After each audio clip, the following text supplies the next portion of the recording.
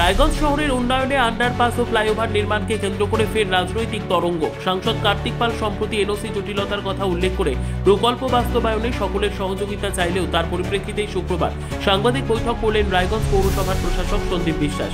তিনি জানান 2022 সাল থেকে শক্তিনগর ও স্টেশনের পূর্ব দিকের মোড়ে দুটি সাবওয়ে এবং পুরনো জাতীয় সড়কের জায়গায় ফ্লাইওভার নির্মাণের দাবি জানিয়ে পৌরসভা বারবার রেল দপ্তরে আবেদন করেছে। তৎকালীন পরিবহন মন্ত্রী ফিরহাদ হাকিমকেও চিঠি পাঠানো হয়েছিল। তার দাবি, রাজ্য সরকার ইতিমধ্যে রেলকে প্রস্তাব পাঠিয়েছিল, তাই এনওসির প্রশ্ন তোলাই যুক্তিহীন। এদিন তিনি চিঠি আদান প্রদানের নথি জেলা শাসকের কাছে জমা দেওয়ার কথা জানান।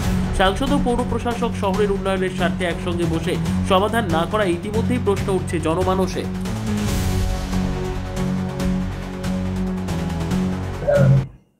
একটি গুরুত্বপূর্ণ বিষয়ে আপনাদেরকে আমি আমন্ত্রণ জানিয়েছি কিছু কথা তুলে ধরবার জন্য এবং কিছু তথ্য আপনাদের সামনে তুলে ধরবার উদ্দেশ্য নিয়ে আজকে আমার এই সাংবাদিক বৈঠক। আপনারা জানেন যে আপনাদের মিডিয়ার মধ্য দিয়ে অনেকে অনেক রকম ভাবে মন্তব্য করছেন, ফ্লাইওভার করতে হবে, সাবওয়ে করতে হবে, গভর্নমেন্ট অফ ওয়েস্ট বেঙ্গলের পারমিশন দিতে হবে, পারমিশন নিতে হবে, নো অবজেকশন দিতে হবে, এই সমস্ত আকাশে বাতাসে অনেক রকম কথা ধ্বনিত হচ্ছে। কিন্তু আপনাদের জানা দরকার যে আমরা একদিন 2022 সালে রায়গঞ্জ পৌরসভা, West Dinajpur chamber of commerce এবং উত্তর দিনাজপুর ডিস্ট্রিক্ট প্রেস ক্লাব আমরা পৌঁছে গিয়েছিলাম ডিআরএম কাঠিয়ারের কাছে আমাদের ডিমান্ডকে প্লেস করবার জন্য।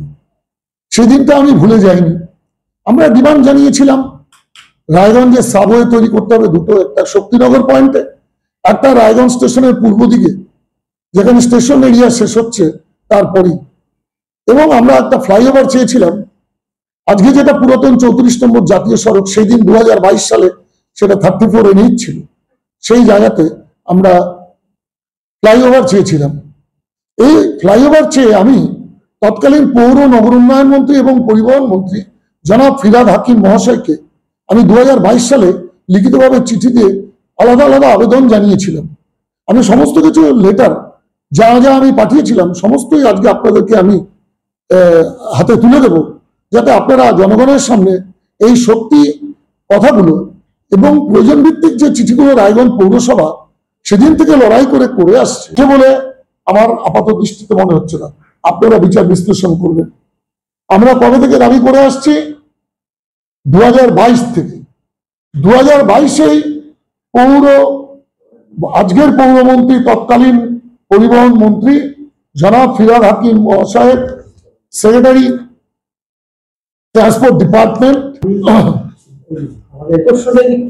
ব্যুরো রিপোর্ট, উত্তর বাংলা সংবাদ।